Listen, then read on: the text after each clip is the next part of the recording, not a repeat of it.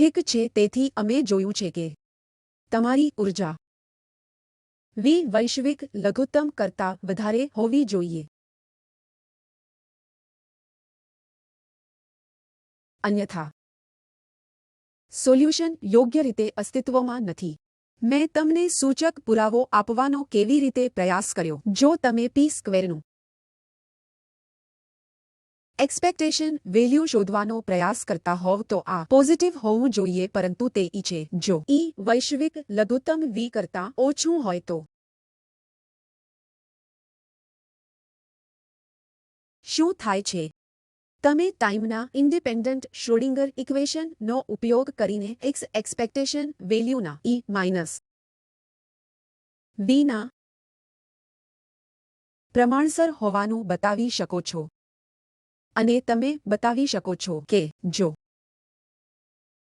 હું લઉં તો આ ઈ થી ઓછું હશે. આ નેગેટિવ છે, બરાબર. દરેક વ્યક્તિ મારી સાથે છે. તેથી આ કન્ડિશન કોઈ સોલ્યુશન આપશે નહીં. ઠીક છે, તેથી આપણે હંમેશા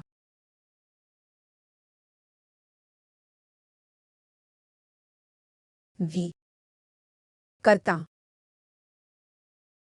ઈ વૈશ્વિક લઘુત્તમ કરતાં વધારે રહેવાની જરૂર છે. સ્થાનિક રીતે ત્યાં ન્યૂનતમ હોઈ શકે છે, પરંતુ તે વૈશ્વિક લઘુત્તમ હોવું જોઈએ નહીં. તે ગમે તે હોય, તમારા ઉર્જા મૂલ્યો વૈશ્વિક કરતાં વધુ હોવું જોઈએ. તે સ્પષ્ટ છે.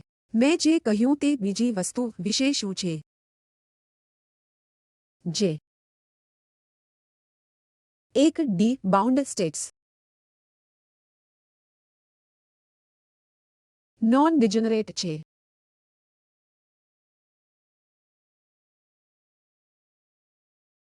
તમે આ કેવી રીતે સાબિત કરશો કે તમે ઇન્ડિપેન્ડન્ટ શ્રોડિંગર ઇક્વેશન ટાઈમ ઠીક કરો છો? તેથી તમે ઈ ટાઈમ ઇન્ડિપેન્ડન્ટ શ્રોડિંગર એઝ્યુમ લઈ શકો છો કે psi1 ઓફ x અને psi2 ઓફ x એ સોલ્યુશન છે. ઓકે, ધારો કે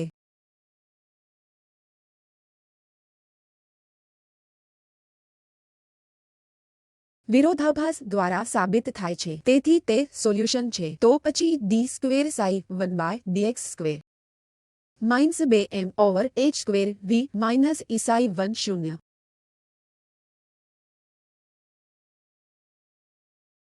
બાઉન્ડ સ્ટેટ. તેથી આપણે ઈને વી કરતાં ઓછી લેવાની જરૂર છે.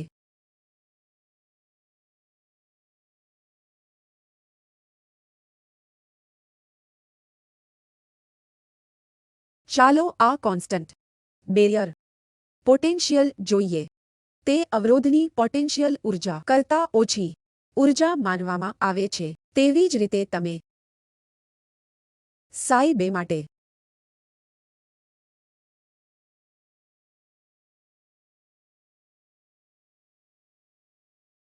શૂન્યને ઇક્વલ ઇક્વેશન લખી શકો છો. બંને માટે માન્ય ઉકેલો છે જે આપણે ધારીએ છીએ, જેનો અર્થ છે કે ઈ લેસ ધેન વી બંને ટાઈમ ઇન્ડિપેન્ડન્ટ શ્રોડિંગર ઇક્વેશનને સંતોષવા પડશે. તેથી પહેલા ઇક્વેશનને psi2 વડે મલ્ટીપ્લાય કરો. તેવી જ રીતે બીજા ઇક્વેશનને psi1 વડે મલ્ટીપ્લાય કરો અને પછી તમે બીજામાંથી એક માઇનસ કરવાનો પ્રયાસ કરો. તમે માઇનસ કરો ત્યારે જે ટર્મ રદ થાય છે તે બીજી ટર્મ રદ કરે ત્યારે શું થાય છે? આ psi2 સાથે તમારી પાસે શું બાકી રહેશે?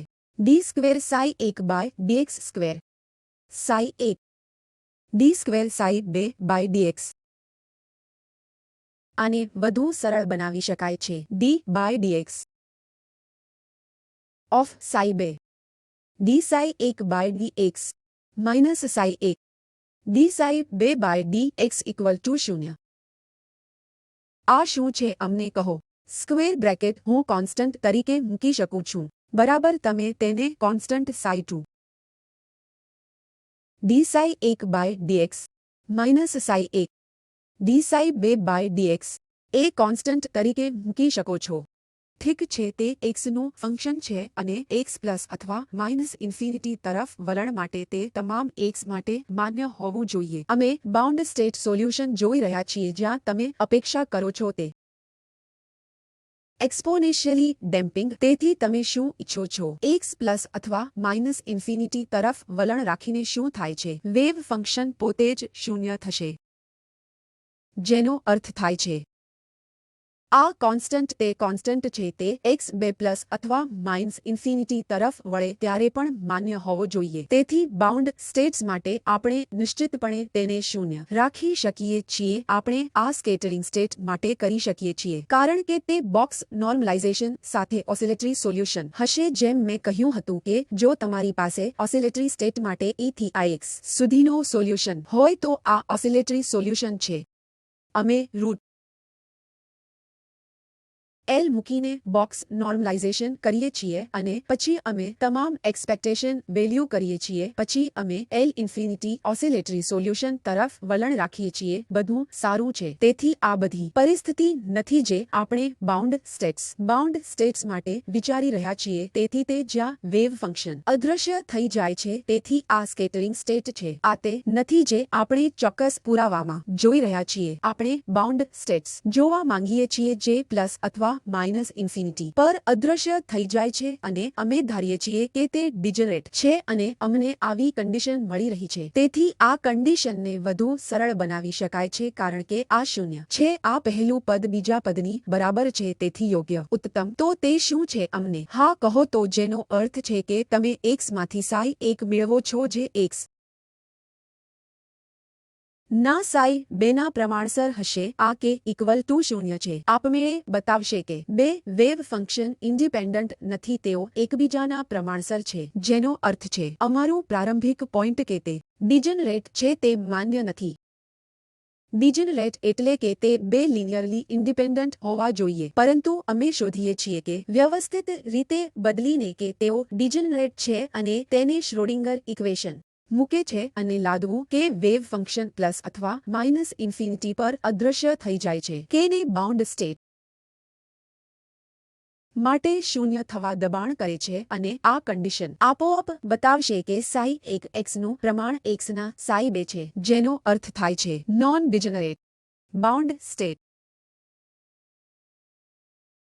આ માત્ર એક ડાયમેન્શનમાં લાગુ છે. ઠીક છે. તેથી એક ડાયમેન્શનલ બાઉન્ડ સમસ્યાઓથી અવસ્થાઓ હંમેશા બિન ડિજનરેટ હોય છે જે તમે હાર્મોનિક ઓસિલેટરમાં જોયું છે.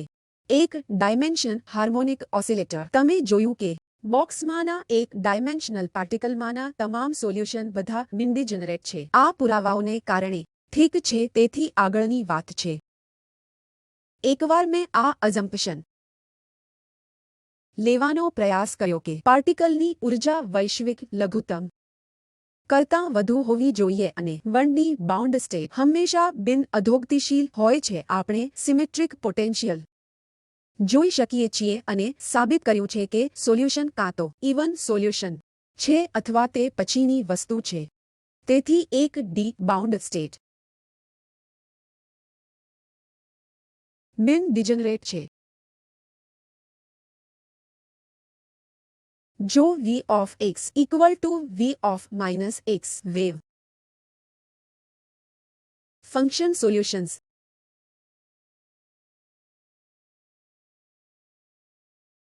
a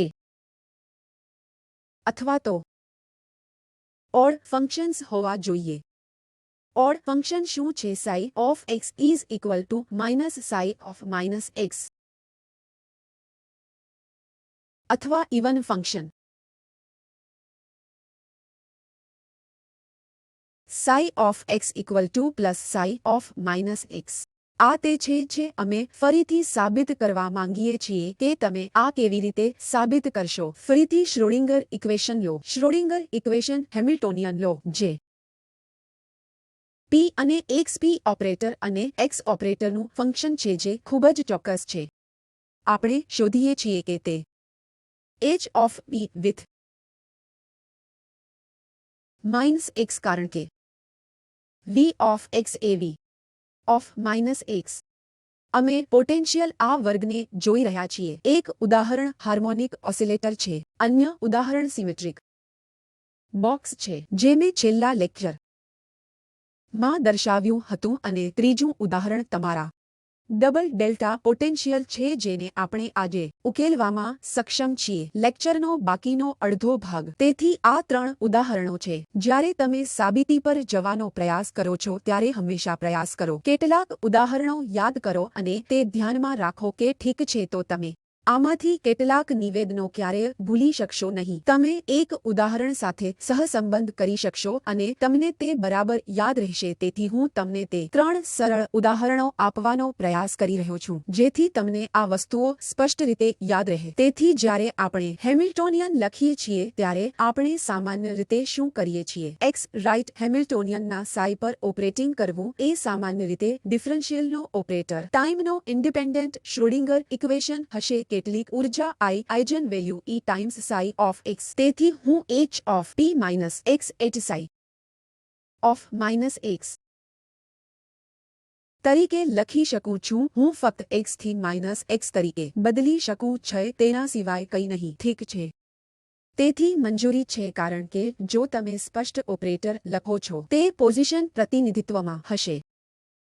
અમે શોધીએ છીએ કે પોટેન્શિયલ પાસે આ પ્રોપર્ટી છે. તેથી આપણે તેને આ રીતે લખી શકીએ છીએ જ્યારે ઉર્જાનું મૂલ્ય ઇન્ડિપેન્ડન્ટ હોય છે. તમે કઈ પોઝિશન જોઈ રહ્યા છો તેની કાળજી રાખો. તો આ શું છે? ઇક્વેશન બીજું કંઈ નથી. આ પ્રોપર્ટી ને કારણે આ બીજું કંઈ નથી પરંતુ તે જ હેમિલ્ટોનિયન ઓપરેટર માઇનસ એક્સના સાઈ પર માઇનસ એક્સના સાઈના E ઇક્વલ છે. ઠીક છે. તમે બધા સાથે સંમત થાઓ છો. તેથી આ ઇક્વેશન નો ઉપયોગ કરીને આ સોલ્યુશન હું ને આ તરીકે લખવાનો પ્રયત્ન કરી શકું છું. તો આ તમને શું કહે છે? સાઈ ઓફ x એ solution psi of minus x એ પણ સોલ્યુશન છે. ઠીક છે. સાઈ ઓફ x અને સાઈ ઓફ માઇનસ x એ શ્રોડિંગર ઇક્વેશન ટાઈમ ઇન્ડિપેન્ડન્ટ નો સોલ્યુશન. શ્રોડિંગર ઇક્વેશન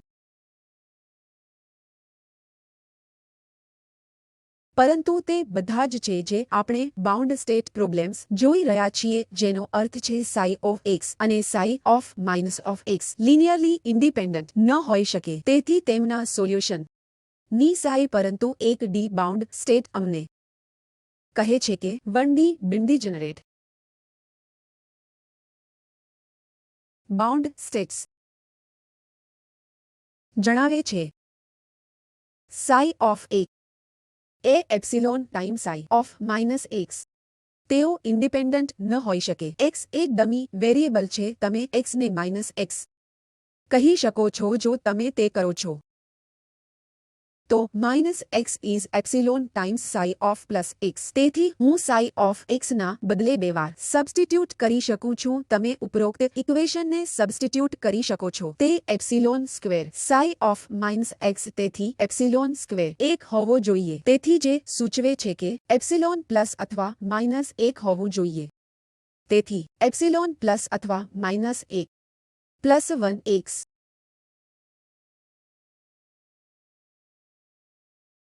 ના ઇવન સાઈ ઓફ x અને માઇનસ 1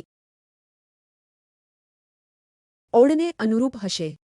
તેથી મેં કંઈ કર્યું નથી. હું માત્ર એમ ધારી રહ્યો છું કે તેઓ સિમેટ્રિક પોટેન્શિયલ માટે બાઉન્ડ સ્ટેટ સોલ્યુશન જોઈ રહ્યા છીએ. ટાઈમ ઇન્ડિપેન્ડન્ટ શ્રોડિંગર ઇક્વેશન પર જોતા તમને લાગે છે બંને મંજૂરી પામેલ સોલ્યુશન છે. સાઈ ઓફ x એ સાઈ ઓફ માઇનસ એક્સનો માન્ય સોલ્યુશન છે, પરંતુ એક ડી બાઉન્ડ સ્ટેટ્સ બિન્ડિજનરેટ હોવું જોઈએ, જેનો અર્થ થાય છે કે આ પ્રમાણસર હોવું જોઈએ અને પછી પ્રમાણસરતા કોન્સ્ટન્ટ એપ્સિલોન સ્ક્વેરને અવરોધ ને સંતોષવો પડશે જે 1 છે. તેથી માત્ર ઓડ સોલ્યુશન અને ઇવન સોલ્યુશન જ શક્ય છે. તેથી જ્યારે અમે ટાઈમ ઉકેલવાની આ વિસ્તૃત કવાયત કરી ત્યારે ઇન્ડિપેન્ડન્ટ હાર્મોનિક ઓસિલેટર એ આ પુરાવાઓનો ઉપયોગ કર્યો ન હતો, પરંતુ જે સોલ્યુશન અમને મળ્યું તે કાં તો ઓડ ફંક્શન્સ અથવા ઇવન ફંક્શન્સ બરાબર.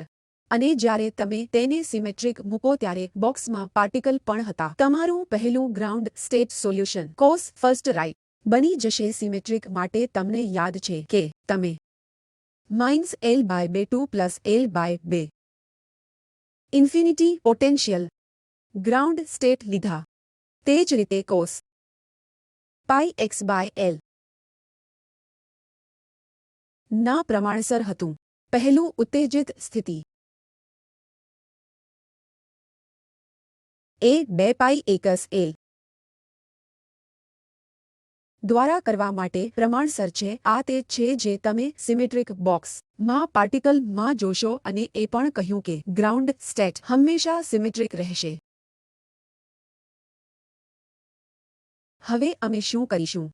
અમે ડબલ ડેલ્ટા ફંક્શન પોટેન્શિયલ લઈશું કે તમારામાંથી કેટલાય પહેલેથી પ્રયાસ કર્યો છે. જો તમારામાંથી કોઈએ ડબલ ડેલ્ટા માટે સોલ્યુશન અજમાવ્યો હોય તો ઠીક છે. તેથી તેના પર જશો જેથી તમે યાદ કરી શકો કે જો અહીં મારા ટાઈપિંગમાં કોઈ ભૂલ હોય તો તમારે તેને પોઈન્ટ દર્શાવવો જોઈએ અને મૂળભૂત રીતે તમને તે મળશે કારણ કે ડબલ ડેલ્ટા માટે તમારી પાસે સિમેટ્રી કન્ડિશન છે. આ પુરાવાઓનો ઉપયોગ કરીને ઉકેલો ધારી શકાય છે કે તમારી પાસે વિષમ ઉકેલ અથવા એક સમાન સોલ્યુશન હશે અને તમે જોશો કે સમ ઉકેલ એ વિષમ ઉકેલની તુલનામાં ઓછી ઉર્જા તરીકે ઠીક છે. તેથી તે અને ગ્રાફિકલી તેમજ હા બંને ઉપર જશે જેથી તમે તેને લઈ શકો. પરંતુ પછી જ્યારે તમે x થી માઇનસ x એપ્સિલોન સ્ક્વેર લો ત્યારે તમે શું કરી શકો? તમે અહીં પાઈ માત્ર -1 છે. જો તમે તે કરો છો તો તે i2 પાઈ માટે e છે જેને 1 પર સેટ કરવું પડશે તેથી તે અટકી જશે.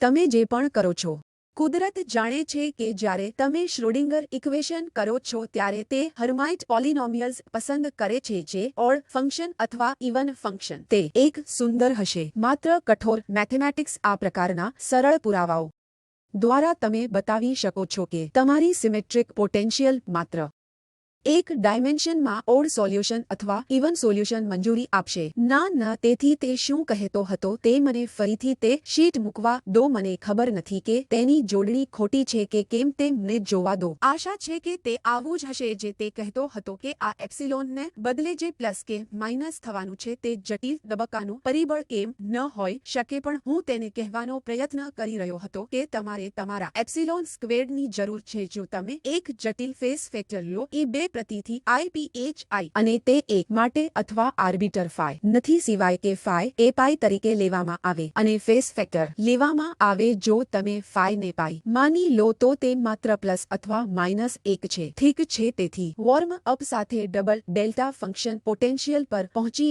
મેં વિચાર્યું કે તેને સ્પષ્ટ કરવા બદલે ઘણા જટિલ સમીકરણો મૂકે છે. મેં વિચાર્યું કે હું તેને પોઈન્ટ અથવા PDF ફાઇલ પર મૂકી દઉં તો ફક્ત તેના પર એક નજર નાખો અને પછી શું આઉટ્સ અને બધું સ્પષ્ટ છે. તેથી મેં તેને થી લિમિટમાં શક્ય તેટલું દોરવાનો પ્રયાસ કર્યો. તે ડ્રોઈંગમાં ખૂબ સારા નથી પરંતુ હું આશા રાખું છું કે તમે સમજો છો કે તે ડબલ ડેલ્ટા ફંક્શન પોટેન્શિયલ સંભવિત છે. માટે ગ્રાફિકલી માત્ર a થી b પ્લસ 1 લીધા છે. તેથી તમારી પાસે delta function potential a equal to +1 અને a ઇઝ ઇક્વલ ટુ -1 પરંતુ તમે આને આર્બિટરી તરીકે રાખી શકો છો. મેં મેથમેટિકલમાં પ્લોટ કરવાનો પ્રયાસ કર્યો. કમનસીબે એક બાજુ મેં પ્લોટ્સ કર્યા બીજી બાજુ તે પ્લોટ નથી કરતું. હું અમુક સમય માટે સંઘર્ષ કરી રહ્યો હતો પરંતુ પછી મેં આ ભાગ જાતે દોર્યો છે પણ મેં સારી રીતે દોરેલ નથી. ઠીક છે પરંતુ તમને પોઈન્ટ મળે છે. તેથી હું તમને ગ્રાફિકલ પોટેન્શિયલ શું આ પોટેન્શિયલ વિરુદ્ધ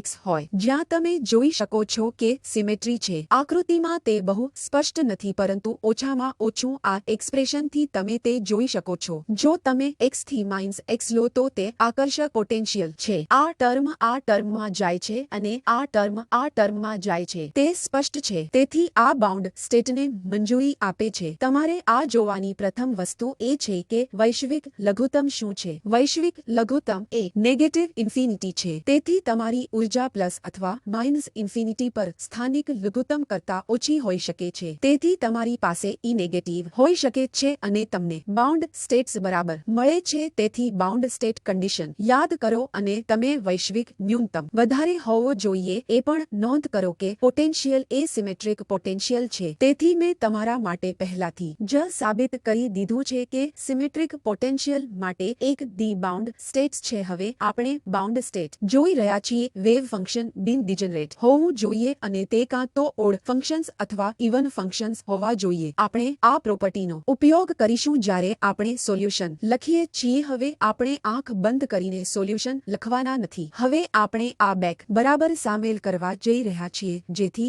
બાઉન્ડ સ્ટેટ કન્ડિશન ઉર્જા શૂન્ય કરતા ઓછી હોવી જોઈએ, કારણ કે પ્લસ અથવા માઇનસ ઇન્ફિનિટી પર ઉર્જા છે. પોટેન્શિયલ શૂન્ય છે, તેથી તમારી પાસે એક સમાન સોલ્યુશન હોઈ શકે છે. તમે આને શાસન પ્રદેશ 1, પ્રદેશ 2 અને પ્રદેશ 3 અને પ્રદેશ 2 માં વિભાજિત કરી શકો છો. તમારી પાસે આ કોસ હાઇપરબોલિક હોઈ શકે છે. આલ્ફા એક્સ માટે એ અને આલ્ફા એક્સ માટે એ એક લિનિયર કોમ્બિનેશન નથી, કારણ કે આ સિમેટ્રિક ઇવન ફંક્શન હોવું જોઈએ અને તે જ રીતે પ્રદેશ 1 અને પ્રદેશ 3 મોડ એક્સ માટે કરતા વધારે છે. તમારી પાસે સિમેટ્રિક ફંક્શન હશે. આ જ બી પ્રદેશ 1 અને પ્રદેશ 2 માં દેખાશે, તેથી તમારે માઇનસ આલ્ફા એક્સ અને C E minus alpha x પર બી ઈ મૂકવાની જરૂર છે. આ બધું હું કહેવાનો પ્રયત્ન કરી રહ્યો છું તે તમે કર્યું છે. હવે તમે તેને સરળ બનાવી શકો છો અને કહી શકો છો કે સિમેટ્રિક પોટેન્શિયલ આ આલ્ફાને મંજૂરી આપશે. અલબત્ત તમે બધા જાણો છો તે હશે ઈ નેગેટિવ, તેથી આલ્ફા પોઝિટિવ છે અને આ આલ્ફાની વ્યાખ્યા છે. આગળની વસ્તુ શું છે? વેવ ફંક્શન એ એક્સ પર કન્ટિન્યુઅસ હોવું જોઈએ. એ પ્લસ અથવા માઇનસ એ બે બાઉન્ડ્રી પ્રદેશ છે. તમે હવે ખૂબ જ સરળતાથી કન્ડિશનમાં મૂકી શકો છો. અમે આ પ્લસ એ અથવા માઇનસ એ પર કરી શકીએ છીએ. મેં પ્રદેશોમાંથી એક લીધો છે, પરંતુ તમારી પાસે આ ડેલ્ટા ફંક્શન પોટેન્શિયલ માટે જરૂરી છે કે એક ચોક્કસ ડેરિવેટિવ ડિસ્કન્ટિન્યુટી વિરામ છે, જે અમે આ જોયું છે. તેથી ચોક્કસ સબસ્ટિટ્યુટ ડિસ્કન્ટિન્યુટી ડેરિવેટિવ વિરામને બદલે અને તમને ઇક્વેશન મળશે જ્યાં તે પ્લસ એપ્સિલોન છે. તે પ્લસ અથવા માઇનસ એ પર ડેરિવેટિવ છે અને તે જ રીતે માઇનસ એપ્સિલોન પ્લસ અથવા માઇનસ બાઉન્ડ્રી પર છે. તે બરાબર છે. તમે આ ઇવન સોલ્યુશનમાં આ ને સરળ બનાવી શકો છો જે આપેલ છે. તેથી તમે ડેરિવેટિવ ડિસ્કન્ટિન્યુટી ઇક્વેશન અનેની કન્ડિશન સાથે આપણું ધ્યેય શું છે? અમારો ઉદ્દેશ્ય એ બાઉન્ડ સ્ટેટ માટે ઉર્જા નક્કી કરવાનો છે, અથવા આલ્ફા એ ઉર્જાનું ફંક્શન છે. આલ્ફા પોઝિટિવ છે અને ઉર્જા નેગેટિવ છે. તેથી આગળ એક્સ તમે એકને 2 વડે ડિવાઇડ તો તમને એક સરળ ફોર્મ મળશે જેમાંથી આલ્ફા નક્કી કરવું સરળ છે. તમે તમારી સોંપણી શીટમાં કેટલીક સમાન સમસ્યાઓ કરી છે જ્યાં તમને ખરેખર આ એક્સપ્રેશન થી આલ્ફા માટે સ્પષ્ટ વિશ્લેષણાત્મક સોલ્યુશન નથી મળતું, પરંતુ તમે ડેલ્ટા ફંક્શનની પહોળાઈની તુલનામાં વલણ લેવાનું આલ્ફા પોઝિશન મેળવવાનું શરૂ કરી શકો છો, ભલે તે નાનું હોય કે મોટું હોય, અને આપણે કોઈ પ્રકારનો ટ્રેન્ડ મેળવી શકીએ છીએ અને પછી આપણે તેને ગ્રાફ માં પ્લોટ કરવાનો પ્રયાસ પણ કરી શકીએ છીએ અને જોઈ શકીએ છીએ કે ત્યાં કોઈ સોલ્યુશન છે કે કેમ, અને જ્યાં સોલ્યુશન છે ત્યાં તમે શું છે તે ઉર્જા પસંદ કરી શકો છો.